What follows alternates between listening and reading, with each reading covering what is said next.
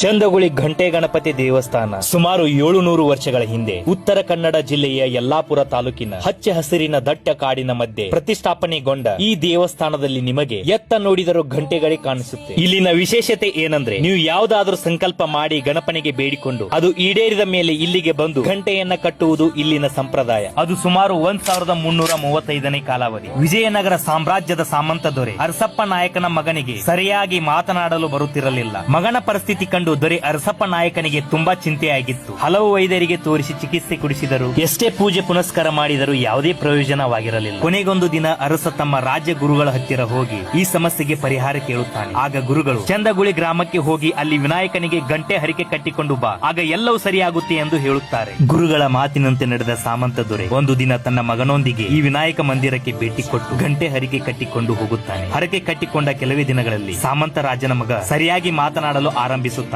ಅಂದಿನಿಂದ ಇಲ್ಲಿಯವರೆಗೂ ಇಲ್ಲಿ ಗಂಟೆ ಹರಿಕೆ ನೀಡುವುದು ಒಂದು ಪದ್ಧತಿ ಜಾರಿಯಲ್ಲಿದೆ.